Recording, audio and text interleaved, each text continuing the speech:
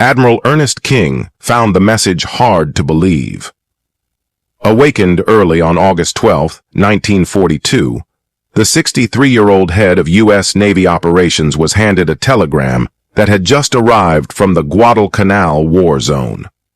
It had been 3 days since the USS Astoria was sunk. Captain George Russell presented the report to King with the grim remark, "It isn't good." Off Savo Island near Guadalcanal, American warships guarding the landing zone had been caught in a surprise night attack by a Japanese naval force. 4 Allied heavy cruisers had been sunk. While the troop transports still unloading supplies remained untouched, the threat of future attacks now loomed large. This engagement, known as the Battle of Savo Island, would later be remembered by King as the war's lowest point.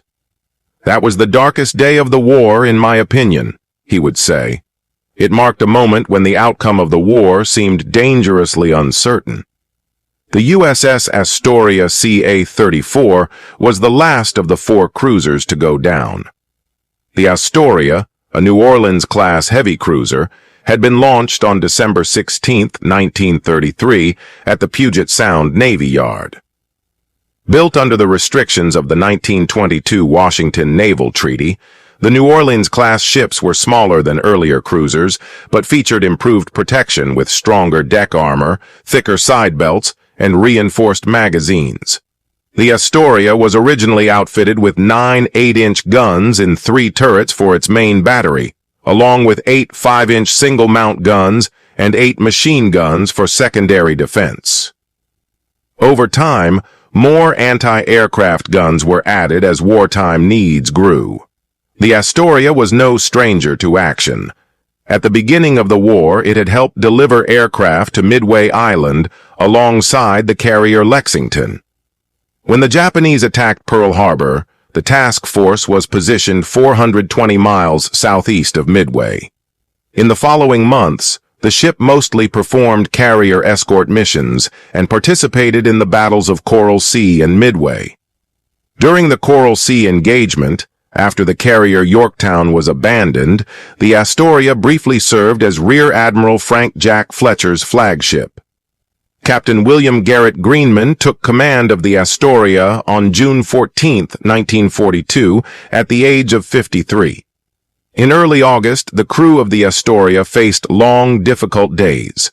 Since departing from Savo Island in the Fijis on July 31st, they had remained in a constant state of readiness. Now, with the war in the Pacific only 8 months old, the Astoria was at the forefront of the U.S. Navy's offensive. It had been guarding the approaches to the Guadalcanal landing zone and had helped repel 2 Japanese airstrikes since the Marines landed on August 7th between Lunga Point and nearby Tulagi Island. As part of Task Force 62.3, the Astoria and her sister ships Quincy and Vincennes had initially provided fire support for the landings. Once this role was complete, the cruisers joined a broader screening force under British Rear Admiral Victor Crutchley aboard the cruiser Australia. This force was tasked with protecting the transport ships that carried the Marines and their supplies. The entire operation's success depended on the safety of these transports. During the day, the cruisers took up anti-aircraft positions near the transports, and at night they guarded the sea approaches from potential Japanese attacks. Crutchley divided his screening force into 3 groups, each named after its lead cruiser. The Australia Group, later called the South Group, included the heavy cruisers Australia, Canberra, and Chicago, which patrolled southeast of Savo Island.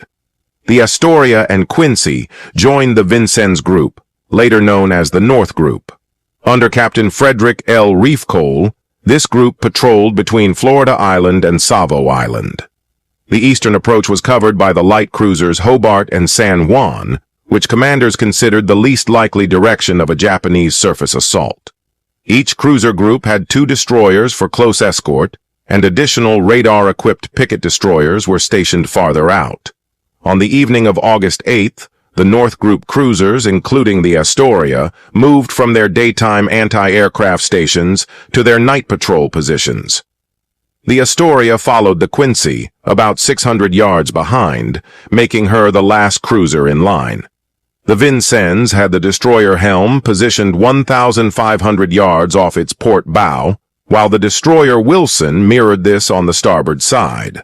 The cruisers moved in a rectangular patrol box about 5 miles wide, cruising at 10 knots and making 90-degree turns every half hour to stay on schedule. Rain squalls drifting southeast from Savo Island eventually settled between the north and south groups just before midnight. The Astoria was on a heightened state of alert, with the crew on rotating 4-hour watches. This setup was common when there was a risk of surprise attack. All 3 of the ship's 8-inch main turrets were manned, with each gun loaded but not yet primed. Rumors of enemy submarines in the area had lookouts scanning the dark horizon. Captain Greenman was aware that Japanese surface ships had been spotted earlier in the day near Bougainville Island, only 400 miles away.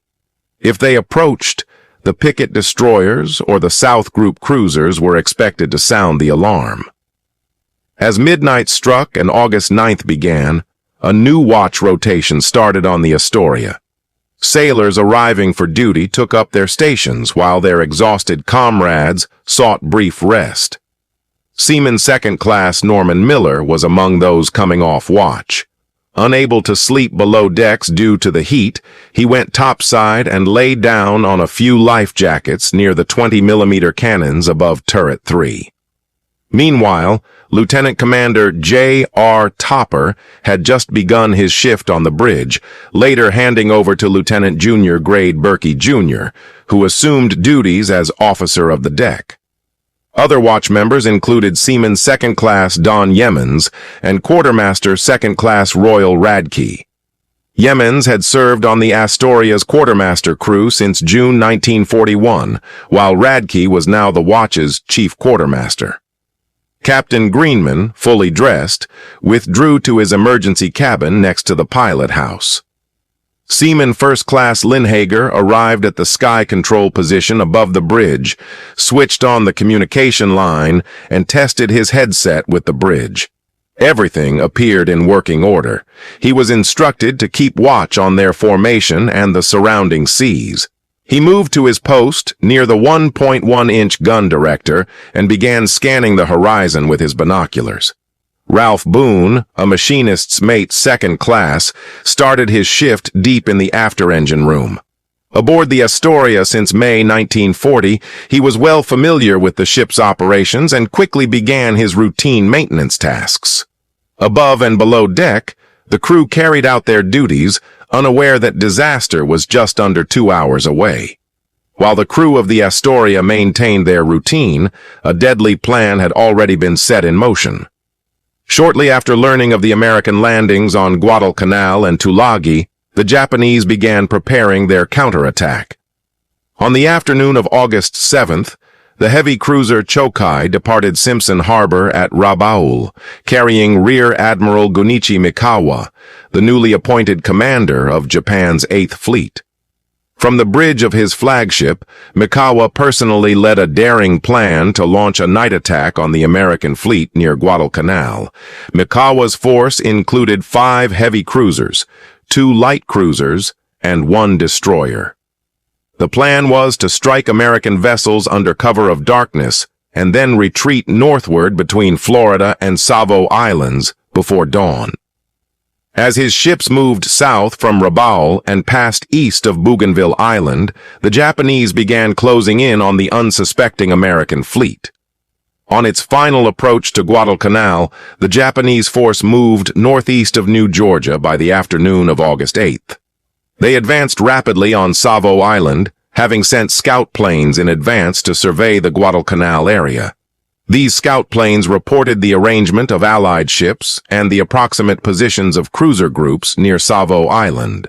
In the early hours of August 9th, shortly after 1 a.m., the Japanese ships passed undetected close to the USS Blue, a destroyer stationed northwest of Savo Island. As the Japanese cruisers navigated through the southern passage around Savo and headed toward the southern Allied cruiser force, neither radar nor visual lookouts detected their approach. Admiral Crutchley had already left the area aboard the Australia to attend an urgent commander's meeting near the landing zone. The Japanese force advanced rapidly and surprised the Allied cruisers on patrol southeast of Savo Island. The destroyer USS Patterson was one of the first American ships to spot the approaching Japanese. She sent an emergency message over the TBS radio. "Warning! Unidentified ships entering the harbor." The time was 1:46 a.m. Almost immediately, Japanese float planes dropped bright flares near the cruisers off Lunga Point, revealing their positions. The gunfire began quickly. The HMAS Canberra was hit heavily and set ablaze within 5 minutes. As the Japanese ships continued past, the USS Chicago was struck by a torpedo in the bow and could not respond effectively. Crutchley had left Captain Howard Bode in command of the Southern Force, but Bode failed to notify Captain Reefcoal aboard the USS Vincennes. Around the same time the Patterson sent her warning, Officer of the Deck Berkey on the USS Astoria acknowledged a course change from Vincennes via TBS radio. Unfortunately, the cruisers were behind schedule and did not receive Patterson's warning. Lieutenant Commander Topper later believed he heard a distant underwater explosion, likely Japanese torpedoes, but assumed it was depth charges from a destroyer. Captain Greenman, unaware of the situation, remained asleep in his emergency cabin. In the engine room, machinist's mate Boone, performing routine checks on the shafts, heard strange underwater noises. He reported them to the chief machinist mate, who ordered another inspection. Meanwhile, Seaman First Class Hager at Sky Control detected aircraft overhead. He reported the sounds twice to the bridge, the second time at around 1:30 a.m. Lieutenant Arthur McLaughlin, overseeing the Sky Control team, ordered heightened vigilance. Topper ran to the starboard side of the bridge to listen for aircraft, but only heard the blowers near Turret 1.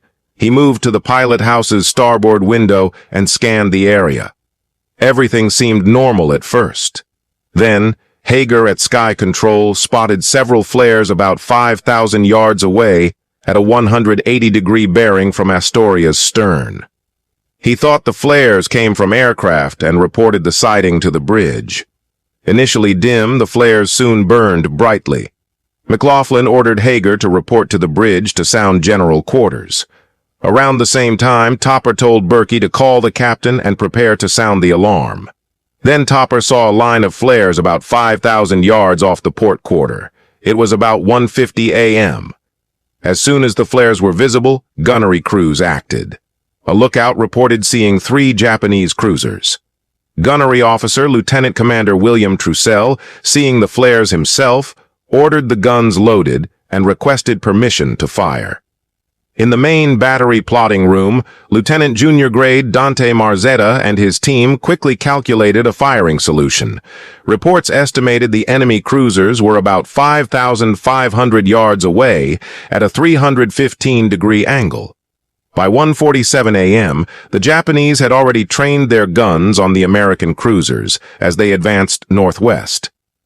Lookouts on the Japanese cruiser Chokai noticed that the Astoria, last in the American column, appeared unprepared for combat. The Japanese believed they had the northern cruiser force by surprise.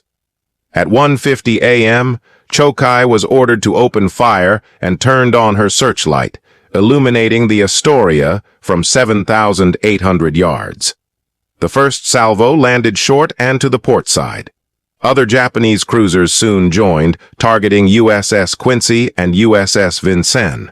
Chokai's second salvo struck near Astoria's port side less than 2 minutes later. Trussell, still receiving no response from the bridge, ordered his guns to open fire around 1:53 a.m.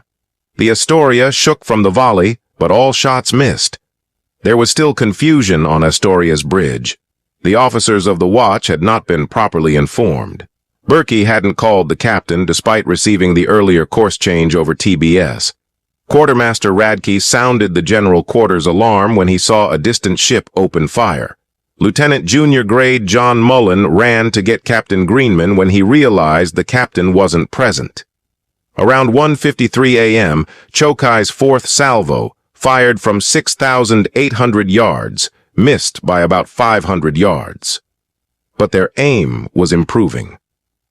Captain Greenman arrived on the bridge as the general alarm sounded. He saw the searchlight trained on Astoria and asked Topper who had ordered general quarters and who had given the command to fire. Topper said he hadn't given either. Greenman, worried the ship was mistakenly firing on friendlies, ordered a ceasefire. Trussell quickly informed the bridge that they were engaging Japanese cruisers and requested permission to resume firing. Greenman, after seeing Japanese salvos crossing Vincennes and witnessing Chokai's shells narrowly miss Astoria, ordered the guns to open fire again and sounded the general alarm. To reposition Astoria and avoid USS Quincy's firing line, Greenman ordered a full-speed turn slightly to port. As the general alarm blared, sailors rushed to battle stations. Chaos filled the bridge. Topper went to Central Station, while Radke remained on the bridge. Don Yemen, stationed far from the bridge, observed the turmoil from the port side. He saw something burning in the distance, likely the Canberra, which had already suffered the brunt of the Japanese attack. Ensign Thomas Ferning rushed to his station. He had served as a cruiser signal officer aboard Astoria for less than a year. At around 1:55 a.m., Chokai's 6th salvo hit Astoria midship with at least 4 armor-piercing shells. Fires erupted in the hangar and on the boat deck. The seaplanes, fueled for morning takeoff, ignited quickly. With fires marking their target, Japanese gunners no longer needed searchlights. Astoria returned fire with 6 guns, but shells from the forward turrets missed their targets.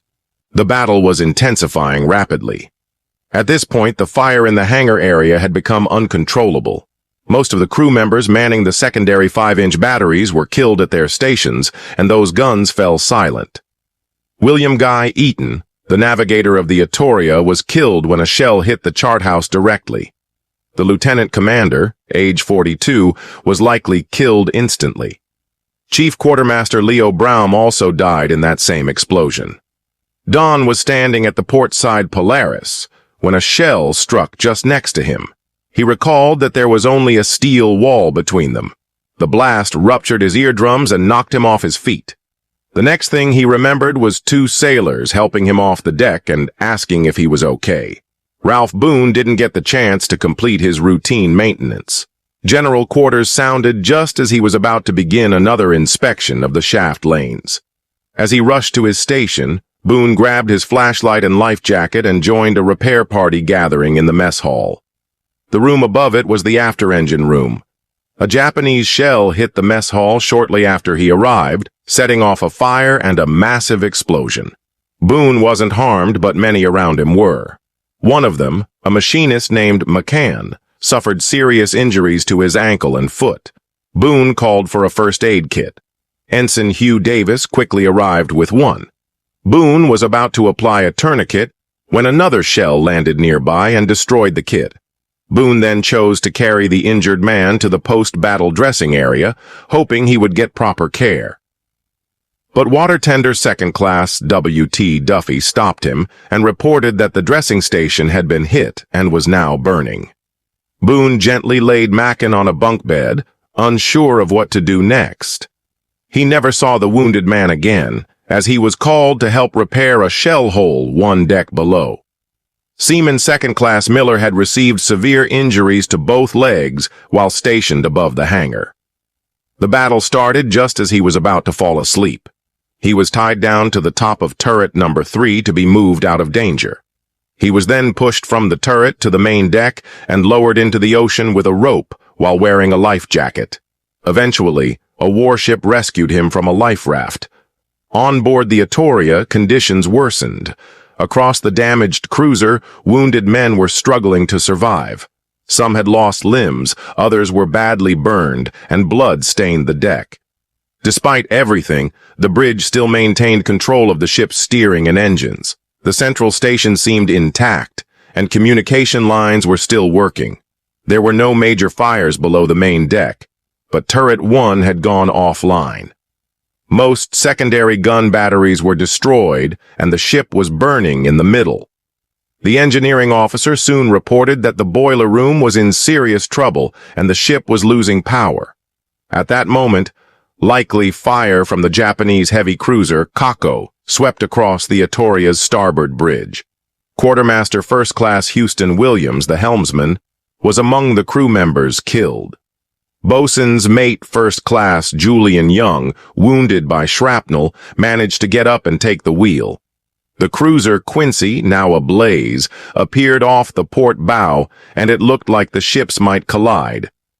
Captain Greenman ordered a sharp turn to port.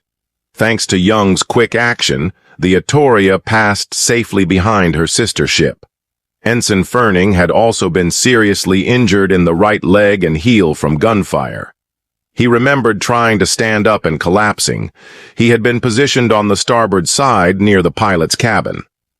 Walter Putman, a yeoman second class, gave him a cigarette and propped him up against the bulkhead.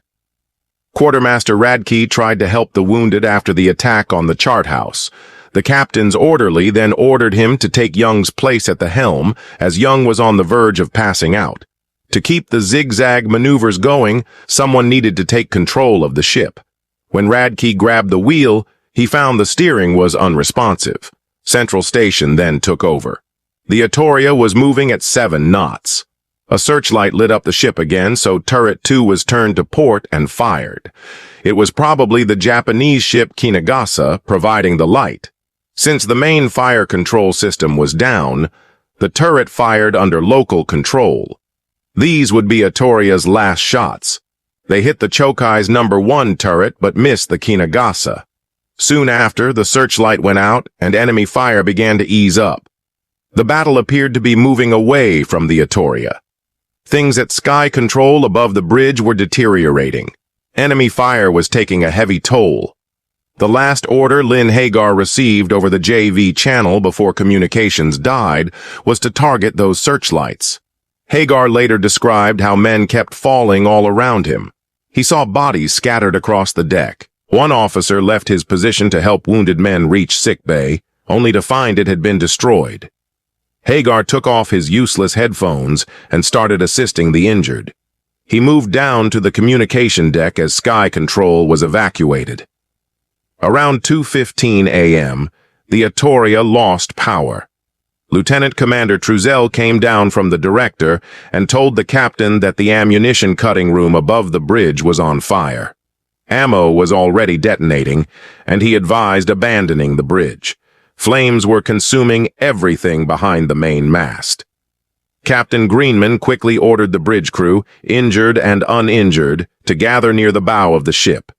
He took up position in front of turret 2 on the communication deck. Truzel stayed to oversee the evacuation of the wounded, making sure everyone had made it out. The Fit helped the injured down. Ensign Ferning, unable to move, was tied with a rope and lowered to safety. Don Yimmons climbed down a ladder and made his way forward, feeling like everything around him was on fire. By 3 a.m., about 400 sailors had gathered near the bow, many of them wounded. Captain Greenman began collecting information on the ship's condition. There were no major fires below the second deck, and the engine rooms were believed to be watertight. The ship was listing 3 degrees to port. The rear part of the ship was cut off by intense fires on the boat deck and the areas with secondary batteries and the well deck. The situation at the stern remained unclear. After all, water mains had burst, sailors formed a bucket brigade to fight the fires midship. But they couldn't put out the flames. Plans to treat the wounded near the captain's cabin were abandoned because the decks there were too hot. Captain Greenman became increasingly worried about the forward magazines. He had ordered the 5-inch and 8-inch magazines flooded.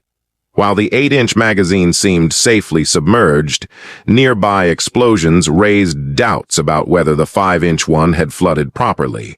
Yimmons, climbing down from the bridge, could feel the heat coming up through the main deck and worried the magazine might blow. When he thought he heard someone yell, "Abandon ship," he jumped over the side.